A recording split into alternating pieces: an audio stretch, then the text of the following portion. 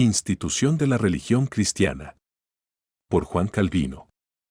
Texto por cortesía de la Fundación Editorial de Literatura Reformada, felide.com. Audiolibro producido por gloriadejesucristo.com. Este libro es distribuido de forma enteramente gratuita. Capítulo 7. ¿Cuáles son los testimonios con que se ha de probar la Escritura para que tengamos su autoridad por auténtica, a saber del Espíritu Santo, y que es una maldita impiedad decir que la autoridad de la Escritura depende del juicio de la Iglesia? 1. Autoridad de la Escritura. Pero antes de pasar adelante es menester que hilvanemos aquí alguna cosa sobre la autoridad de la Escritura, no solo para preparar el corazón a reverenciarla, sino también para quitar toda duda y escrúpulo. Pues cuando se tiene como fuera de duda que lo que se propone es palabra de Dios, no hay ninguno tan atrevido, a no ser que sea del todo insensato y se haya olvidado de toda la humanidad, que se atreva a desecharla como cosa a la que no se debe dar crédito alguno. Pero puesto que Dios no habla cada día desde el cielo y que no hay más que las solas Escrituras en las que Él ha querido que su verdad fuese publicada y conocida hasta el fin, ellas no pueden lograr entera certidumbre entre los fieles por otro título, que porque ellos tienen por cierto e inconcluso que han descendido del cielo, como si oyesen en ellas a Dios mismo hablar por su propia boca. Es ciertamente cosa muy digna de ser tratada por extenso y considerarla con mayor diligencia. Pero me perdonarán los lectores si prefiero seguir el hilo de lo que me he propuesto tratar, en vez de exponer esta materia en particular con la dignidad que requiere. 2. La autoridad de la Escritura no procede de la autoridad de la Iglesia. Ha crecido entre muchos un error muy perjudicial, y es pensar que la Escritura no tiene más autoridad que la Iglesia de común acuerdo le concediere, como si la eterna e inviolable verdad de Dios estribase en la fantasía de los hombres. Porque aquí la cuestión que suscitan, no sin gran escarnio del Espíritu Santo, ¿quién nos podrá hacer creer que esta doctrina ha procedido del Espíritu Santo? ¿Quién nos atestiguará que ha permanecido sana y completa hasta nuestro tiempo? ¿Quién nos persuadirá de que este libro debe ser admitido con toda reverencia y que otro debe ser rechazado, si la Iglesia no da una regla cierta sobre esto?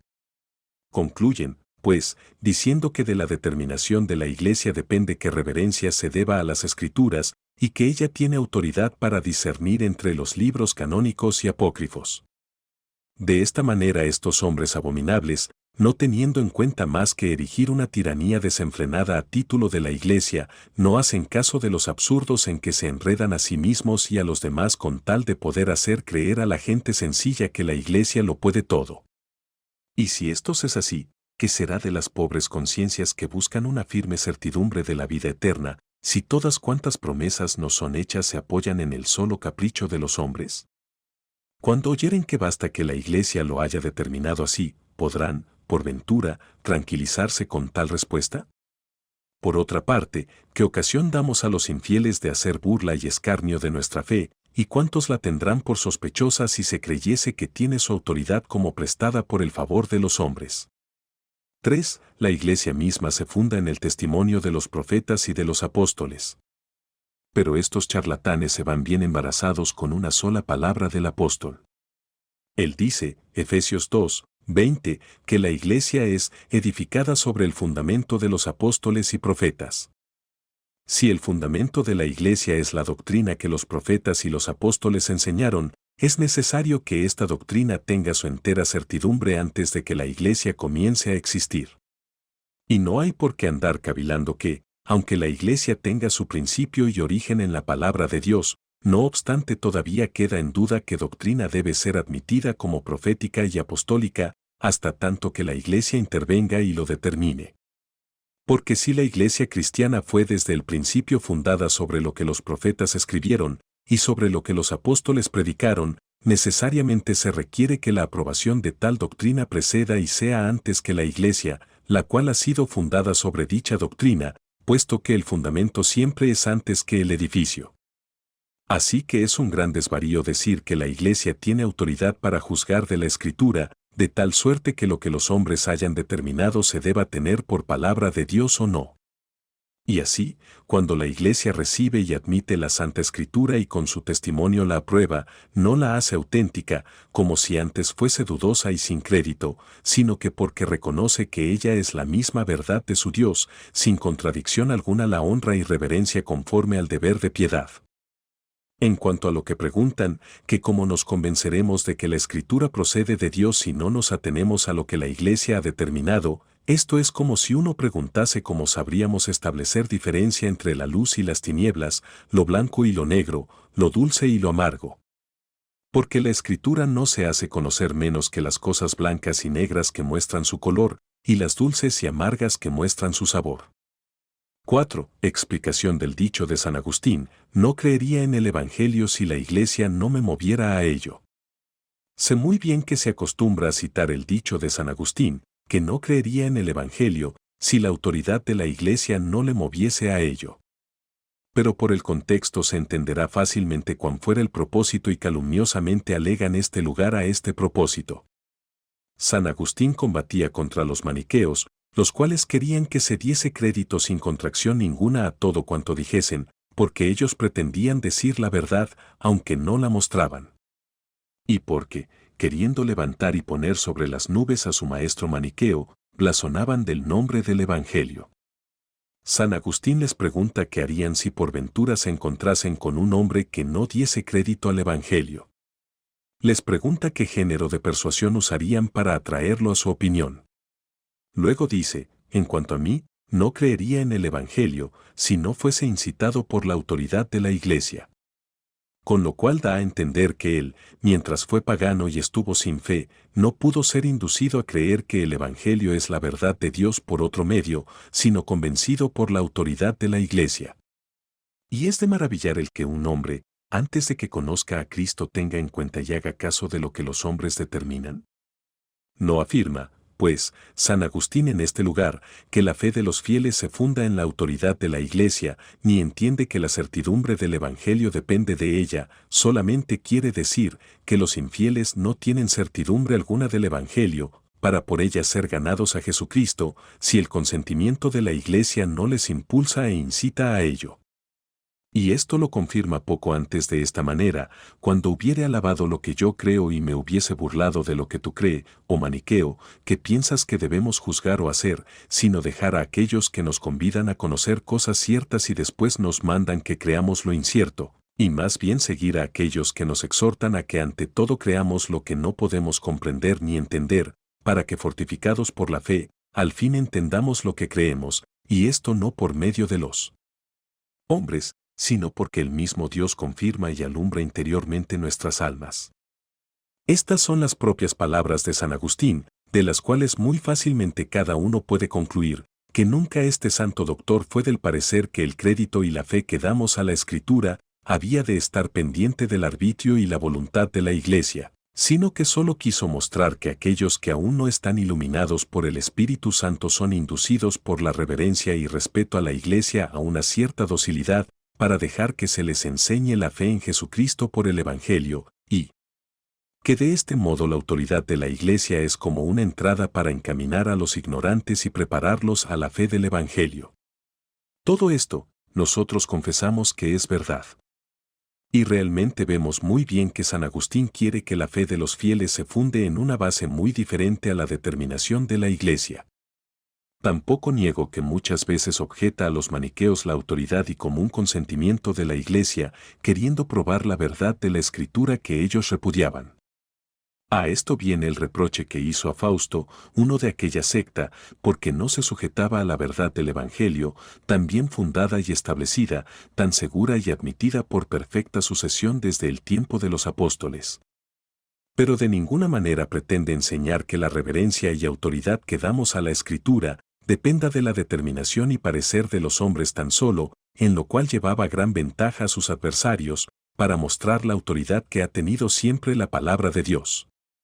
Si alguno desea más amplia confirmación de esto, lea el tratado que el mismo San Agustín compuso y que tituló De Utilitate Credenti, de la utilidad de creer, en la cual hallará que no nos recomienda ser crédulos o fáciles en creer lo que nos han enseñado los hombres, más que por darnos cierta entrada que nos sea, como él dice, un conveniente principio. Por lo demás, no quiere que nos atengamos a la opinión que comúnmente se tiene, sino que debemos apoyarnos en un conocimiento firme y sólido de la verdad.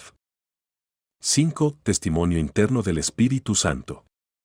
Debemos pues retener lo que poco antes he dicho, que jamás tendremos por verdadera la doctrina hasta que nos conste que su autor es el mismo Dios.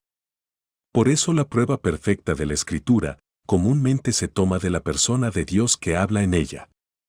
Ni los profetas ni los apóstoles blasonaban de viveza de entendimiento, ni de ninguna de aquellas cosas que suelen dar crédito a los que hablan, ni insisten en las razones naturales, sino que para someter a todos los hombres y hacerlos dóciles, ponen delante el sacrosanto nombre de Dios. Resta, pues, ahora ver cómo se podrá discernir, y no por una opinión aparente, sino de verdad, que el nombre de Dios no es usurpado temerariamente, ni con astucia y engaño. Si queremos, pues, velar por las conciencias de dudas y que no vacilen ni se estanquen ni detengan en cualquier escrúpulo, es necesario que esta persuasión proceda de más arriba que de razones, juicios o conjeturas humanas, a saber, del testimonio secreto del Espíritu Santo. Es verdad que si yo quisiera tratar de esta materia con argumentos y pruebas, podría aducir muchas cosas, las cuales fácilmente probarían que si hay un Dios en el cielo, ese Dios es el autor de la ley, de los profetas y del Evangelio. Y aún más, que aunque los más doctos y sabios del mundo se levantasen en contra y pusiesen todo su entendimiento en esta controversia, por fuerza se les hará confesar, con tal que no estén del todo endurecidos y obstinados, que se ve por señales manifiestas y evidentes que es Dios el que habla en la Escritura, y por consiguiente que la doctrina que en ella se contiene es del cielo. Luego veremos que todos los libros de la Sagrada Escritura son sin comparación mucho más excelentes y que se debe hacer de ellos mucho más caso que de cuantos libros hay escritos. Y aún más, si tenemos los ojos limpios y los sentidos íntegros, pronto se pondrá ante nosotros la majestad de Dios, que ahuyentando la osadía de contradecir, nos forzará a obedecerle. Con todo, van fuera de camino y pervierten el orden los que pretenden y se esfuerzan en mantener la autoridad y crédito de la Escritura con argumentos y disputas.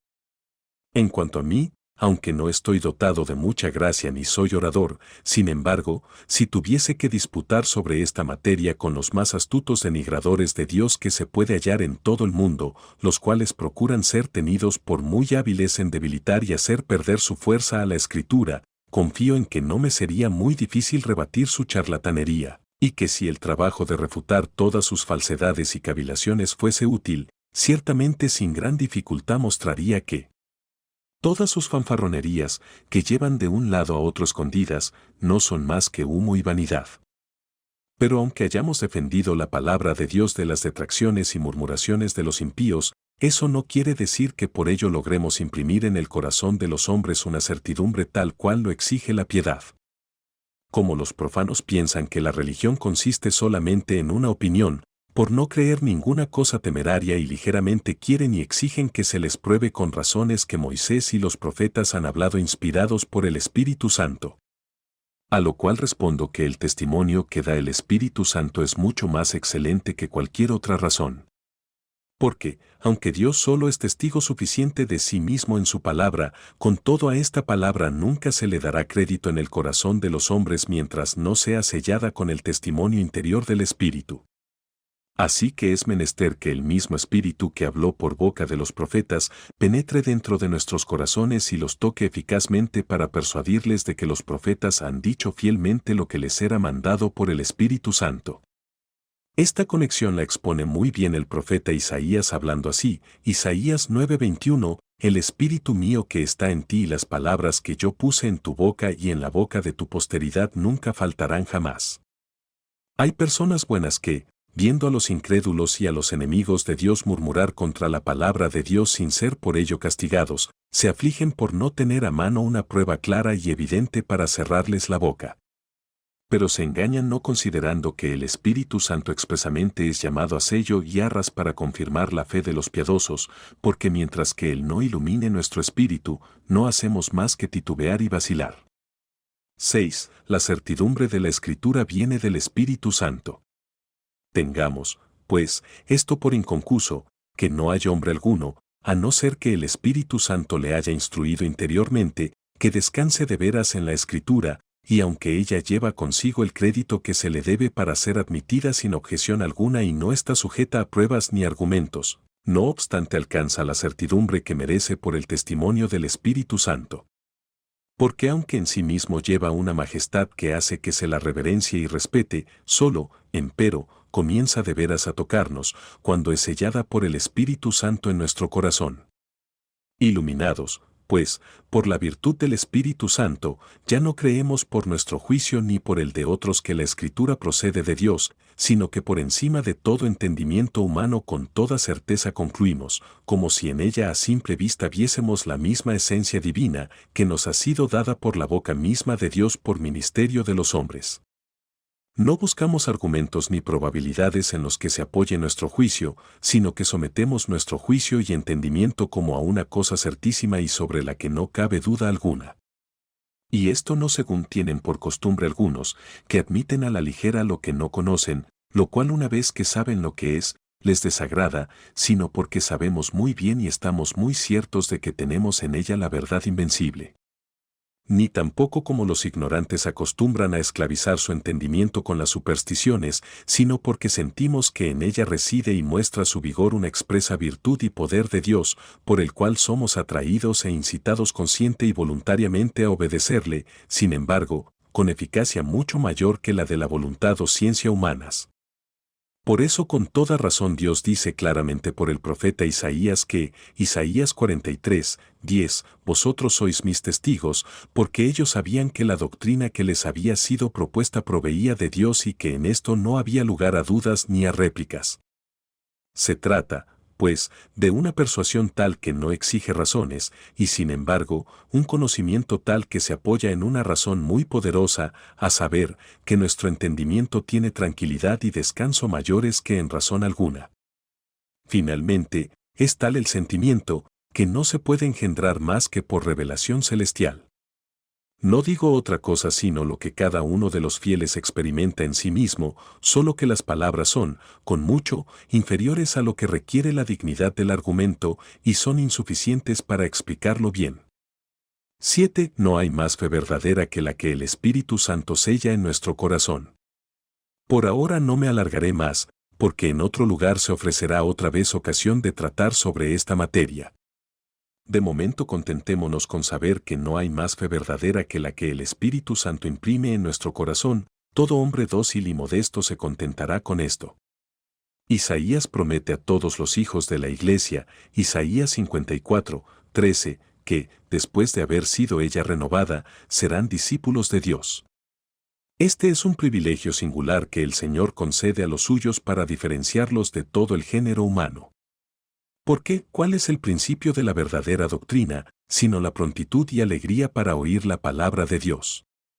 Él exige por boca de Moisés ser oído, como está escrito, Deuteronomio 30, 10 a 14, no digas en tu corazón, ¿quién subirá al cielo, o quién descenderá al abismo? He aquí, la palabra está en tu boca. Si Dios ha querido que este tesoro de inteligencia estuviese escondido para sus hijos, no hay que maravillarse de ver en la gente vulgar tanta ignorancia y necedad.